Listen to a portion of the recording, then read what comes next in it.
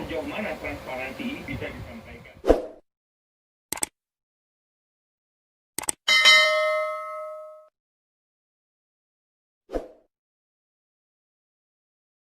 Duduk nih antara manajemen rumah sakit, antara versi, antara komite medis, dokter, semua kita duduk bagaimana memformulasikan kepada publik tentang data-data tersebut. Oke, baik. Dokter Ria, sejauh ini untuk datanya seperti apa? Ya, jadi kita akan di dalam aturan-aturan untuk melakukan penanganan ini COVID, kita sebetulnya punya ya pedoman.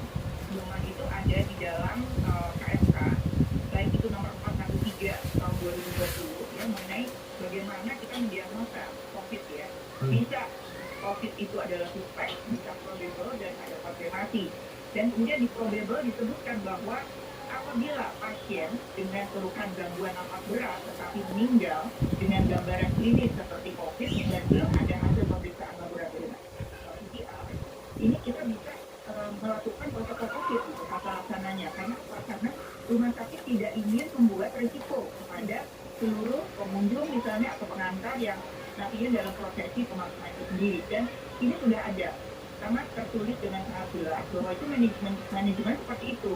Jadi artinya kalau memang kebijakan itu sudah dibuat, tentu kami rumah sakit ini sangat berkomitmen dan mendukung semua peraturan pemerintah kita ikuti sesuai dengan apa yang ada tertulis. Baik dok, tapi yang Pak Muldoko sebut di sini adalah dengan kalau tadi alasan pihak rumah sakit adalah sebagai bentuk pencegahan begitu, tapi Pak Muldoko melihatnya sebagai bentuk ada oknum nakal itu sehingga dibuat sebagai cara agar mendapatkan insentif dari pemerintah. Ya, untuk mendapatkan insentif juga ada KMK-nya. Jadi KMK ini adalah pasal 446 tahun 2020 sudah menyebutkan aturan untuk klaim itu bagaimana. Jadi tentu tidak mudah atau tidak hanya sekedar menunjukkan bahwa itu diagnosanya adalah COVID, tapi kita harus membuktikannya.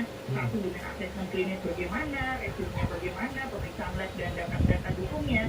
Jadi kami dari PSI mengharapkan apabila memang jelas ada yang namanya oknum itu, silakan kita tunjuk saja atau kita lihat mana-mana yang mereka tidak mengikuti aturan. Karena kami di PSI ini, di rumah sakit, seluruh rumah sakit itu semuanya dengan penuh kesadaran, Mas. Kita melakukan pelayanan rumah sakit ini dengan tahu bahwa ada resiko medis, resiko non medis, tapi kita selalu berusaha untuk mengikuti aturan ini. Jadi kalaupun ada satu dua, kami sendiri sampai saat ini terus terang aja belum tahu yang mana sih yang itu betul atau rumah sakit mana yang memang ternyata melakukan hal semacam itu. Tentu yang menurut saya itu ya harus kita tunjuk saja siapa mereka dan kita jadikan saksi. Baik. Baik, nanti saya ingin ke Prof. Zubairi dari Satgas COVID dari pihak IDI juga untuk mengenai jumlah yang didapatkan STP seperti apa, sebenarnya berapa sih? Nanti setelah tidak kita akan ke Majelis lagi. Tetaplah bersama kami di sini di Kabar Bekal. Baik, kita akan lanjutkan lagi berdialog mengenai adanya tudingan dari Pak Muldoko selaku staf kepresidenan yang menyebut bahwa ada oknum dari pihak rumah sakit yang mengcovidkan pasiennya. Saya ingin bertanya ke Prof. Zubairi Jurban selaku Ketua Satgas COVID-19 dari IDI.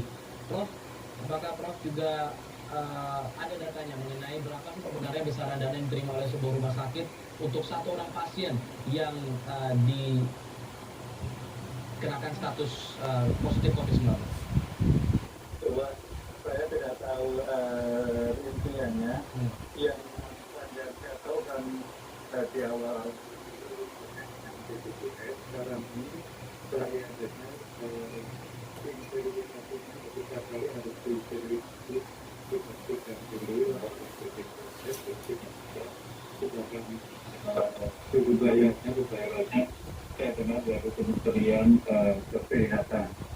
Tapi kalau mengenai angka kematian itu memang di awal cukup gitu, tidak hanya di Indonesia, namun juga di Amerika. Di Amerika waktu itu yang meninggal ya yang positif ya sudah dilakukan dia juga kalau belum diperiksa kemudian klinisnya gejalanya ronsennya yang lainnya adalah sesuai dengan COVID itu menurut WHO wajib dilakukan COVID. Baik.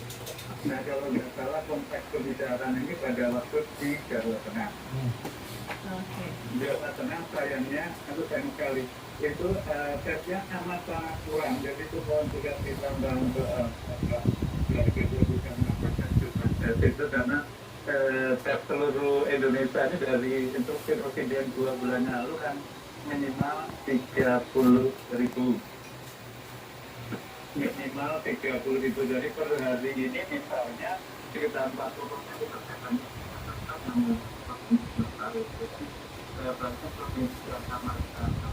kurang tesnya. Terus yang Baik. bulan adalah yang tadi Prof. Zubairi, kami mohon maaf karena ada gangguan audio komunikasi dengan Prof, jadi nanti akan diperbaiki terlebih dahulu. Kita dengarkan dari Dr. Marius Wijayarta, Direktur Yayasan Pemberdayaan Konsumen Kesehatan Indonesia. Kalau untuk insentif dari dokter yang menangani pasien COVID-19 ini nominalnya berapa, Dok? Jadi tergantung ini ya. Dia statusnya apa dokter spesialis lebih mahal.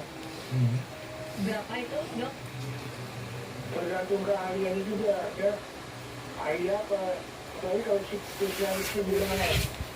Dokter ICU itu sudah lebih mahal. Itu memang benar itu. Oke. Jadi Jadi kalau pernyataan Menko mengatakan itu dokter itu pertama kali saya sedih sekali ya. Itu saudara saya, itu saya sedih, saya sakit hati saya. Sebaiknya mari kita bersatu, kita gugat itu. baik. Oke. Dok, Ya, baik. sampai berjuang untuk sampai nyawa yang dipertaruhkan. Dapatnya sudah begini. Tolong jangan ini Menko itu. Pak Muldoko yang menyebut kepala staf Menko. Jadi begini Dokter Marius, kalau kita tahu kekecewaan Dokter Marius mendengar pernyataan, tapi kalau kita ingin mengetahui juga jika ada seorang pasien yang meninggal dunia katakanlah akibat COVID-19, apakah juga mendapatkan insentif juga? Atau ada uang duka begitu dari kita yang diatur begitu? Terus terang ya, kalau dokter dapat insentif, kalau dia gugur, itu nggak ada harganya nyawa itu. Betul. Iya. Dokter itu sekolahnya mahal dan lama. Dan di Indonesia sangat diperlukan, karena jumlahnya masih sedikit. Dan dokter itu bekerja sangat profesional, bukan berdasarkan relawan, Ya. profesional. Jadi keprofesionalan sudah biasa dihargai itu. Jadi kalau dokter melihatnya apakah butuh ada kalau pemerintah mengatakan kita harus definisikan ulang kematian akibat COVID ini, angkanya begitu. Wah, kalau kematian yang diganti katanya 150 atau 300 juta itu kecil sekali gitu. Meskipun nyawa nggak ada artinya, tapi kan dokter itu sekolahnya lama. Baik. Oke. Yang kedua, spesialis itu lama. Baik. Sulit. Iya, kita dengarkan tanggapan Mas Dhani. Mas Dhani, silakan Mas Dhani. Ya, tadi di awal sudah saya sampaikan bahwa kenyataan faktanya di lapangan memang seperti itu. Nah, tapi satu hal yang penting, yang menarik dari diskusi tadi adalah bahwa di dalam kita harus paham proses manajemen rumah sakit dalam melakukan klaim. Bahwa satu orang pasien yang terkonfirmasi positif, itu klaimnya kan sekitar 7,5 juta ya, per pasien, termasuk di situ adalah ruang isolasinya. Namun, tarif itu, angka itu kan harus diverifikasi oleh BPJS dan kemudian ke Kementerian Kesehatan. Jadi yang bayar ini adalah Kementerian Kesehatan, BPJS bisa supportnya untuk verifikasi. Nah sehingga ketika itu diusulkan, itu kan bisa saja ada verifikasi, ada dispute di situ. Bahwa ini ternyata tidak positif atau bagaimana, sehingga ada penyesuaian. Bisa terjadi itu di lapangan. Bahwa tidak seutuhnya juga klaim rumah sakit itu bisa diproses dengan angka yang diusulkan oleh rumah sakit. Ada verifikasi. Karena yang kedua, disinilah peranan yang namanya clinical pathway, yang namanya komite medik untuk melakukan medical record dengan baik, melakukan konfirmasi dengan baik, koordinasi lintas sektoral di rumah sakit. sakit, nah sehingga pasien itu jelas background-nya kalau dia wafat dengan keterangan dengan justifikasi yang clear. Nah, di awal tadi sudah saya sampaikan bahwa tidaklah mungkin pemerintah melakukan tuduhan terhadap rumah sakit, apalagi terhadap tenaga medis yang telah berupaya dengan penuh dedikasi dengan perjuangan yang luar biasa, dengan angka kesembuhan kita yang meningkat terus begini. Tidak mungkin kita melakukan penuduhan seperti itu. Malah pemerintah berpikir ini bagaimana justru mengatur agar sesuai dengan definisi WHO tentang angka kematian yang betul-betul meninggal karena COVID atau komorbid atau karena penyakit yang lain, ini bisa dilakukan pendataan dengan baik dan kita melakukan komunikasi publik yang baik, yang tepat. Baik, Prof. Zubairi, apakah setuju dengan adanya justifikasi ulang ataupun definisi ulang akan kematian karena COVID-19? Iya, pertama di awal-awal dulu itu dimanapun semua negara timbul masalah seperti Jadi ini. apakah setuju juga dengan adanya pendefinisian ulang untuk kematian COVID-19? Ya, jadi data dari kami ya, walaupun ini belum detail betul, angka kematian itu sebetulnya dari seluruh rumah sakit itu untuk COVID itu sekitar 10-20%. Artinya tidak berarti, kecuali kalau rumah sakitnya memang rumah sakit rujukan COVID ya, mungkin semuanya meninggal karena COVID. Tapi kalau di rumah sakit rata-rata itu hanya sekitar 10-20%. Kemudian kalau kita melakukan klaim, jadi sebenarnya mungkin masyarakat bertanya apa sih yang bisa diterima oleh rumah sakit kalau ada pasien COVID. Ya. Nah, itu adalah masalah klaim untuk pelayanan ya. Nah, klaim pelayanan ini itu tergantung dari pasiennya, dia misalnya apa, tempat perawatannya seperti apa, berapa lama dia dirawat. Ini satu demi satu itu sangat-sangat detail. Jadi misalnya dirawatnya ruang biasa, ya, atau ada ICU-nya juga bertekanan negatif atau tidak, pakai ventilator atau tidak, itu bahkan satu demi satu sangat detail. Jadi kita nanti akan diverifikasi oleh BPJS baru dilakukan.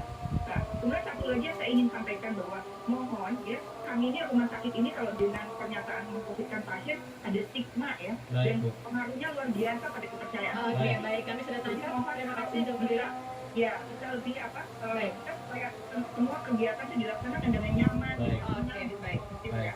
Mungkin itu saja. Baik, terima kasih Bapak Ibu sudah bergabung sama kami di konferensi kali ini. Kita harapkan ada jalan keluarnya yang lebih pasti lagi untuk depan. Terima kasih. Dan bisa kami masih akan kembali setelah 9 maghrib.